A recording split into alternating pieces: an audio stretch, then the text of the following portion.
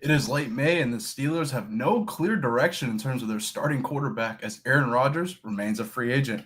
They have Mason Rudolph and rookie Will Howard in the room, and that's it. What the fuck are the Steelers doing at quarterback? Writer for FootballScoop.com, John Brice, joins the show to discuss this and more, as well as five-star defensive end Richard Wesley decommitting from the University of Oregon, and Dan Lanning just 17 days after having an infamous viral commitment video where he jumped in a pool with none other than Dan Lanning. Join us as we discuss this and more as we are live from Hilton Head Island, South Carolina here on Bailey Price Media Live. I'll see you on the other side. Welcome back to another edition of Bailey Price Media Live. Bailey Price Media Live.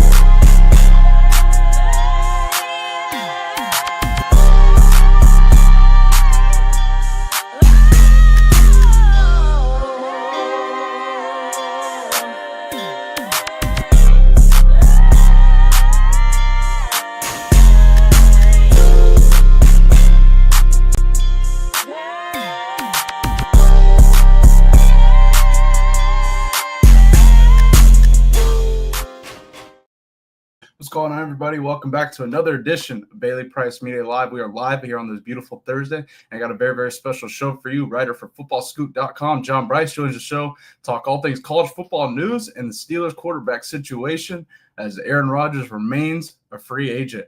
Folks, if you're watching, go ahead and hit that like button, subscribe, become a member of the Bailey Price Media Army today. I can't thank you enough for tuning in on this beautiful Thursday. And without further ado, our special guest is in the building. Man, writer for FootballScoop.com, John Brice, joins the show. John, how you doing on this beautiful Thursday? Can't thank you enough for joining. Absolutely, Bailey. I appreciate the invitation. Envious of you being in Hilton Head.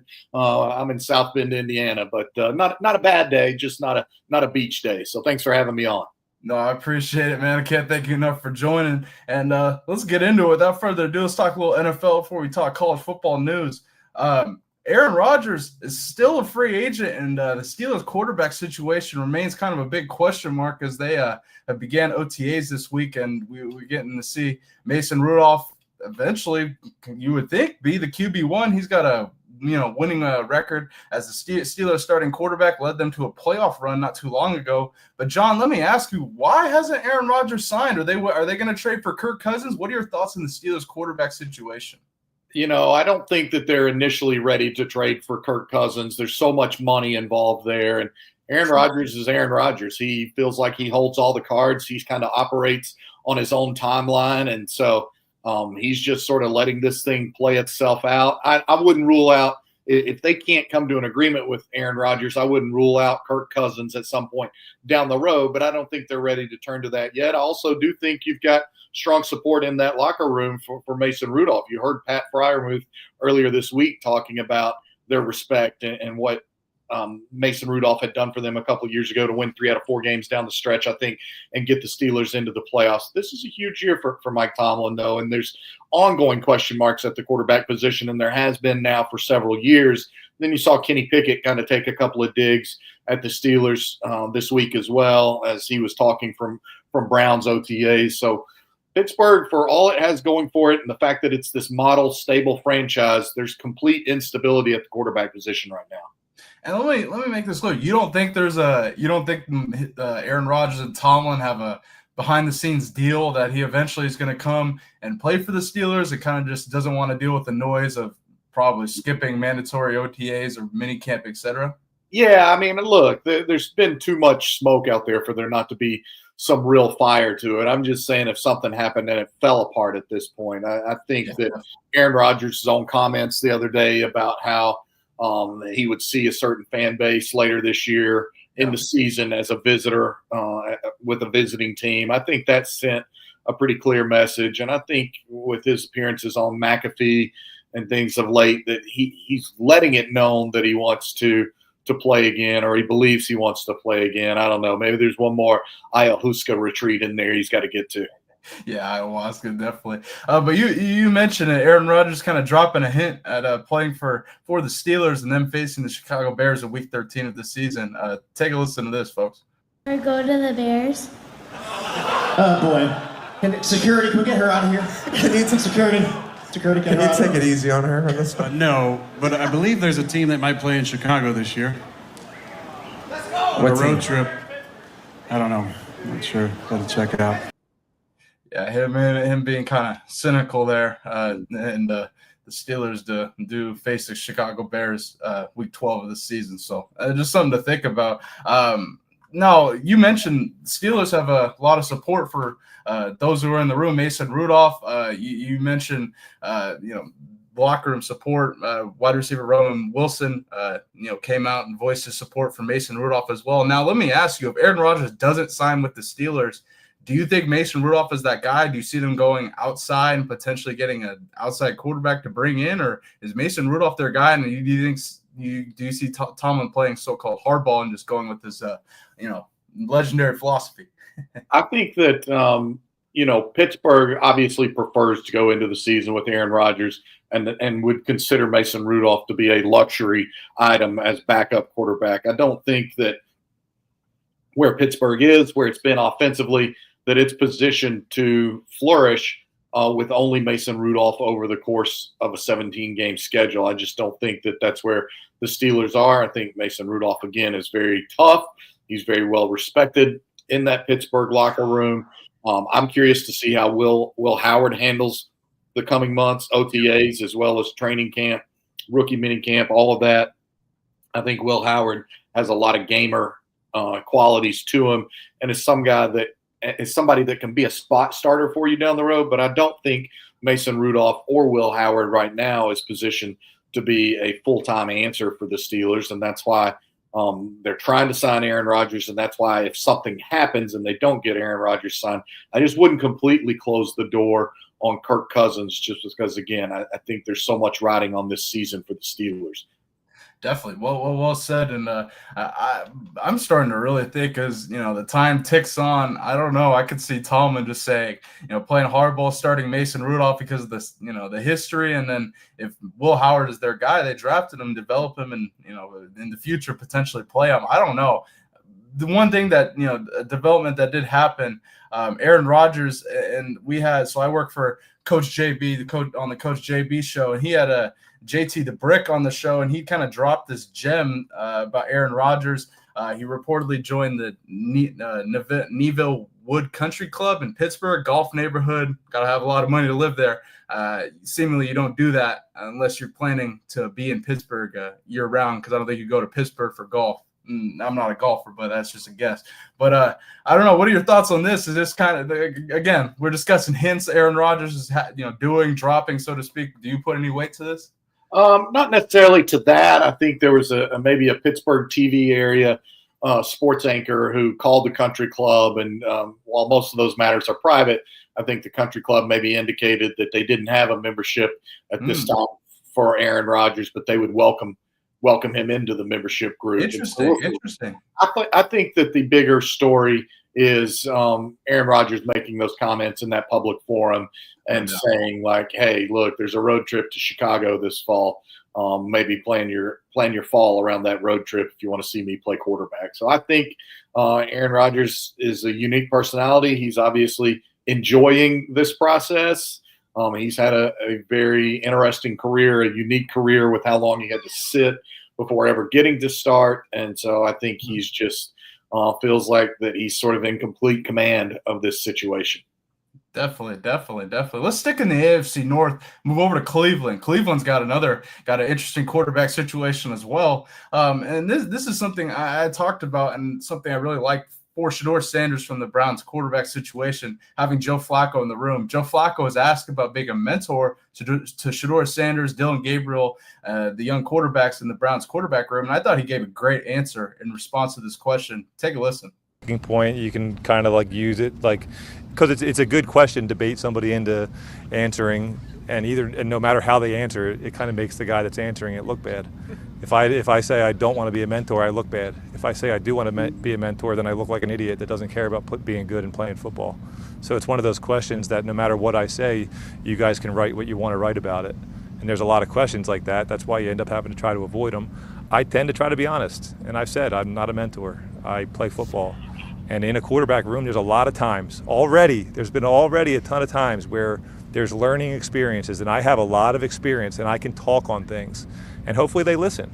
But it's not necessarily like my job to like make sure they listen to me. And hey, like hopefully you have a really good relationship with the guys that are in the room, and you naturally want to do that, But that was a long-winded answer, but that's ultimately why I think you guys ask it, Here's the thing is, like, because of what I just said, like, you're acting like I wouldn't want to be a mentor. It's like, once again, it's not really about that. It's just not the main focus. I see myself as a guy that can play in this league. So if your main focus was just like, hey, bud, I'm going to get you ready, you're just not taking care of business. The best way to be a mentor, honestly, is like show people how you go to work. Lead by example. I thought that was a great answer from Joe Flacco. Browns OTAs are underway this weekend. ESPN Cleveland put out a quarterback tracker for Browns OTAs, stats and OTAs. Colorado alum Matt McChesney and I laughed at this on 0 to 60 yesterday because this is kind of funny. But I thought that was a great answer from Joe Flacco and kind of lead by example. That's kind of what I meant by having Joe Flacco mentor Shedeur Sanders. I think he gave a great answer there. John, let me ask you about this Cleveland Browns quarterback situation. What are your thoughts on it? Did you like Flacco's answer there? What are your thoughts? Yeah, Bailey, I love Flacco's answer there, and I think that's why he's a guy that's played in the league as long as he has, closing in on 20 years or something, and been successful, won a Super Bowl, and is a great competitor. And I couldn't agree more. Like, if you're at that position, if you're on any NFL roster and your goal isn't to start and to be the best, then you're going to live up to the not for long moniker that goes with the NFL. You're not going to last. So I love that. He's another guy, kind of like Mason Rudolph, only with much greater success and a much longer sustained track record of success. But his teammates really respect him. He's tough. He's heady. He will stand in there and take hits. He'll keep getting up. He'll keep playing. And I love that from Joe Flacco. I think that's leadership in his answer. I think it's very mature. And I don't know that it was necessarily meant to be a got you question, but he certainly turned it from a gotcha question into a shining example of his own leadership style and why the guy has started for multiple franchises and been an enduring figure at the quarterback position in the NFL. Definitely well said. And Joe Flacco has a Super Bowl championship under his belt, has been there and done that. We saw his answer with Lamar Jackson a few years ago over the Baltimore Ravens about not wanting to mentor. I think it was, if anything, for a PR perspective, better answer, definitely. Now, let me ask you about this Cleveland Browns quarterback situation room, so to speak. I thought it was Joe Flacco's job to lose. Now reports have come out that it's Kenny Pickett taking QB1 reps. Seemingly, Gabriel and Sanders will battle it out, and Joe Flacco's kind of there as a backup. What are your thoughts on this Browns quarterback situation? How do you see it playing out? And could Shedeur Sanders start for the Browns this season? Anything's possible, for sure. I would say I still think it will be a Kenny Pickett, Joe Flacco battle. I wouldn't anoint Kenny Pickett as the starter just yet, given how many games that Joe Flacco started last year for the Colts and how many games he started in his career. And certainly Pickett took some shots at the Steelers not doing enough to get him surrounded for help. And I've seen some other media in that region basically confirming that Kenny Pickett wasn't treated necessarily fairly by the Steelers and certainly didn't have even a mid-tier offensive line in the NFL when he was there. And so I don't think we've seen all there is to see from Kenny Pickett. But I do think that there will be a Kenny Pickett, Joe Flacco battle to start the opening game. And then you'll have Dylan Gabriel and Shedeur Sanders have an opportunity over the coming months to state their case. I would think both of those guys will get extensive playing time in the preseason. And I do think that Shedeur Sanders has a much higher ceiling than Dylan Gabriel, particularly as it comes to the NFL. No doubt, no doubt. And I love Shedeur Sanders' toughness. I covered him last season in Colorado. Every time he got hit, he did not play for a great offensive line ever, especially Colorado. Every time he got hit in the mouth, he would get up, spit blood out of his $100,000 grill, and respond. Interesting situation in Cleveland. John, let's go to some college football here. I got to ask you about this. Richard Wesley, five-star defensive end, star edge rusher, has decommitted from Oregon reportedly just 17 days after jumping into the pool. Infamous video with Dan Lanning jumping in the pool, celebrating his commitment. Interesting. He is decommitted and not with Oregon after 17 days. What is your thoughts on the situation? Why is he decommitting so quickly? Is this strictly a money thing at this point? Because I think college football is a business. But do you think this is a money thing? What are your thoughts on this kind of a interesting and laughable situation, so to speak? it is a laughable situation. It's not the last crazy commitment and decommitment that we're going to see from anywhere. I know Oregon fans are very bothered by this, but look, outside of Kirby Smart, Dan Lanning is as good a recruiter and coach as anybody else, in my opinion, in college football. Oregon will be just fine. I wouldn't call it strictly a money issue because Oregon has deep pockets, and Oregon has been very aggressive in the NIL landscape, in the transfer portal, and with what it intends to do with revenue sharing, assuming that Judge Claudia Wilkin finally decides to formally pass the House settlement any day now. But look, it's amusing for us. It's unfortunate for Dan Lanning because he did take the plunge. You take a plunge like that for a player, you certainly don't expect him to decommit, especially less than 3 weeks later. Yeah, definitely. He literally took the plunge. And when I kind of said money, I was thinking more along the terms of Oregon may have just been outbid, because I think when it comes down to it, you're seeing a lot of players get swayed by money. I don't know. He's now reportedly in talks with Ohio State, Texas, and Texas A&M. Certainly deep pockets there as well. Certainly look to see where he ends up. Hell of a player. I have all kinds of Colorado fans. I talked about this yesterday. They're like, Prime, go and get him. I'm going to be real, Colorado fans. I don't think Prime and CU are in the boat to hang with Oregon, Ohio State, Texas, and Texas A&M on the money front. I just don't. No offense. But, John, let me ask you my final question for you. I can't thank you enough for joining. Going into the season, let me ask you, who's the most underrated team in your eyes going into the season? A team that somebody may not be looking at, a team that's building a roster that's kind of going under the radar? For me, personally, I think it's South Carolina. I think they're going under the radar in the SEC. I really think they're going to make some noise and potentially win the SEC. But let me ask you, most underrated team in your eyes going into the season? Boy, that's a great question, Bailey. I don't disagree necessarily on South Carolina. Certainly, Lenora Sellers proved to be a breakout player a year ago. Definitely. Does Florida get DJ Lagway back fully healthy, as Billy Napier is indicating, and can they sustain the way that they closed last season? The Gators were the hottest team in America to close the year last year, not only with that Ole Miss win, but they really should have beaten Georgia, and they looked really good in the process. Played really well even without DJ Lagway once he got injured. Those are a couple of compelling SEC teams for me. I know there's a lot of hype around Clemson, but I'm curious to see what Clemson does. I think it's a huge year for Miami. How does Carson Beck fit there? Francis Managoa is the best offensive lineman in college football. He's probably a top 5 pick in the 26th NFL draft. How do they build around him? How fast is that Miami team? They open on a Sunday night, prime time against Notre Dame. That'll be one of the great games of the entire college football season. So I look at all of those. USC was so close last year, Bailey, and had so many one-score losses. And they were a 6-6 team that won a bowl game. They were so much better than that. They obviously have new GM Chad Bowden, who's infused new energy there. They've made some key moves. They bring Jaden Mayalava back at the quarterback position. I like the way he throws the football. He threw 500 yards against Notre Dame in a game that the Trojans barely won. So those are some of the ones for me that I'm going to be looking at really closely. And can they make that run? This is a huge year for Shane Beamer. He quieted some critics last year, especially with the way they closed and that win against Clemson. Can they take the next program step? Definitely. I like all those teams you just threw out there. Looking at the ACC, you mentioned Clemson. I think it's the ACC to me is wide open, probably the most wide open conference in college football right now. You got Clemson, who I think is going to be definitely formidable. 10-win team has to be. Miami is a huge question mark to me. I feel like they lost a lot of weapons on the offensive side of the ball. Can they fill the hole that Damian Martinez leaves by going to the NFL? I think Cam Ward benefited a lot from having him in the backfield. Interesting to see with Carson Beck sticking in that conference. And you got Bill Belichick and the Tar Heels, who I think are making some noise in the recruiting front, bringing in a lot of players kind of going under the radar because of Bill Belichick's now fiance, 24 years old. I mean, that's dominating the media, but they're getting some dudes in the portal. Shout out to Michael Lombardi, their GM over there. Vanderbilt, Diego Pavia, they get their quarterback back one final year. I'm excited to see that team. I think that team is – I'm wearing the damn shirt today, but I'm really excited to see that team.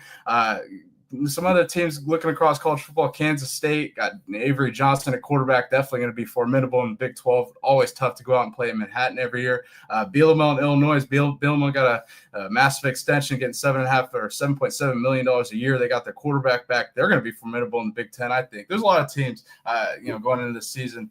John, I can't wait to, we're almost there, John. We're almost there. 2 days till June, and then, we'll get closer to August. But definitely a lot of teams to look forward to. Yeah, one more, Bailey, and then I'll hop off here. I appreciate the invite. Texas Tech. Nobody spent more money in the transfer portal this year than Texas Tech. I really like Joey McGuire. I love his story coming up through the Texas high school coaching ranks and just what he's done. This is a huge year for Texas Tech. They spent as much as anybody in the nation in the transfer portal. Will they get the results on the field of play this year? So Thanks for having me, Bailey. Give me a shout again another time, buddy. Absolutely. John Brice, can't thank you enough for joining. Have a great Thursday. Thank you for joining. Shout out to John Brice, writer at footballscoop.com, for joining the show, talking all things college football, NFL, and more. Love to get into his take on the most underrated teams in college football. There's a lot of teams that come to mind for me. Looking at this post-spring top 25 in college football per ESPN SP+. Like I just mentioned, Illinois is going to go under the radar. Tennessee, I don't know. I think Tennessee is going to have a really, really hard season. I think them losing Nico, their quarterback, so late in the year, that's really tough to recover. Let's see if Josh Heupel and his quarterback-friendly system, their quarterback battle, I'm guessing they're going to have the kid from App State start. Lagway in Florida, like John mentioned, they're going to be pretty damn good as well. I expect them to be one of the better teams in the SEC. OU and John Mateer, that's going to be a team to watch for sure. Looking at they got John Mateer and his former OC at Washington State, Ben Arbuckle in that system. A lot of transfers. We had Rodney Anderson join the show, former OU great running back, talking about that and their NIL and stuff. OU is going to be a team to watch for me. Indiana is going to be a team to watch for me as well. Talked about this the other day. Fernando Mendoza, the quarterback coming from Cal. That's going to be some team that I watched. Kurt Cignetti and IU. Arizona State, Kenny Dillingham. My gut tells me they may take a step back. I thought they definitely outshined and outperformed expectations last season, going to the college football playoff, damn near knocking off Texas. It's going to be interesting to watch how they do in the Big 12 this season. Auburn, Hugh Freeze just came out at a press conference basically saying he knows what he's got to do because they cannot have another poor season or Hugh Freeze is gone. They got Jackson Arnold, Oklahoma transfer quarterback. I thought Jackson Arnold was good quarterback, just didn't work out at Oklahoma. He goes to Auburn. Now Hugh Freeze got no choice but to win, or else he's going to be gone. Folks, before we get out of here, here's a tidbit of news I wanted to discuss regarding the great Mike Leach. College Football Hall of Fame will lower its win percentage in 2027 for coaches from 60 to 59.5%, which will make Mike Leach eligible to join the Hall of Fame. Rest in peace, Coach Leach. I had several teammates that played for Coach Leach. I was recruited by Coach Leach when he was at Washington State. Great coach. Pioneer behind, he infamous for the air raid offense. He didn't found it, but he ran with it. And obviously, great coach. Rest in peace, Coach Mike Leach. And that's great news coming in the college football front. One thing I also wanted to discuss, JB discussed this morning, but Charles Woodson's take on Travis Hunter. I wanted to go ahead and play this. Charles Woodson says, I would hate to see him age in dog years trying to play both ways. Take a listen to this. Play both sides of the ball, or is he to be successful in the league? I mean, you're really going to have to concentrate on one side and maybe sprinkle in the other. Yeah, I think you sprinkle it in. I don't see any player going out there and playing the way he played in college at the NFL level. I just think, in terms of the game just leans on you at the NFL level a different way than it does in college football. And I would hate to see him age in dog years. You know what I mean? Trying to play both ways and try to play every snap. Damn. I hear where Charles Woodson's coming from. I think the way he played at Colorado, yeah, it's going to be pretty hard to replicate in the NFL. I don't think it's going to be 100% what he did at Colorado. Also, he didn't play every snap on both sides of the ball at Colorado. He played a lot of damn snaps, but he came out at times. They gave him rest when he needed it. That's something I wanted to note from the Colorado front. Looking at Jacksonville, they've been pretty forthright. They want to, take advantage of Travis Hunter's versatility on both sides of the ball. Oh, man. I expect him to play on both sides of the ball, primarily DB, though. I think Travis electric at DB. Great hands. Anticipation better than any corner I've seen. I still get taken back to that pick at TCU and the flat on the goal line where I don't know how he picked that ball. That was unbelievable. He's been playing that defense a little bit in Jaguars practice, played a little bit of defense last week. Been playing a lot of offense, though, and I think he's really box office on offense as a wide receiver. Really look to see where how they use him. I don't expect him to go 150 snaps in both ways, but can I see a variation? Definitely. I mean, he's going to play a lot more snaps than the average player. I'm not really freaking out about him bulking up. We sit here and act like Justin Jefferson's 250. He ain't. I'm not going to sit here and say he needs to put on a ton of weight.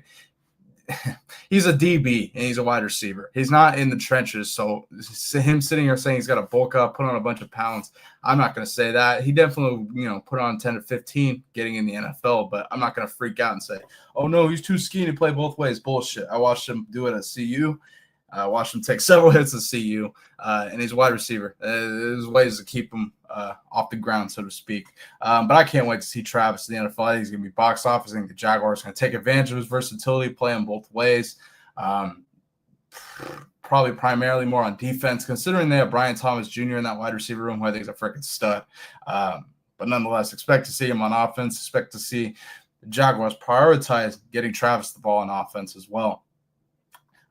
Man, this has been a great show on this fine and beautiful Thursday, folks. If you're watching, go ahead and hit that like button, subscribe, become a member of the Bailey Price Media Army today. I can't thank you enough for tuning in. We'll be live here back on Tuesday, Bailey Price Media Live, with more special guests talking all things college football news, NFL news. We're almost to the season, folks. This is killing me. We're almost there, almost to the season. I can't wait.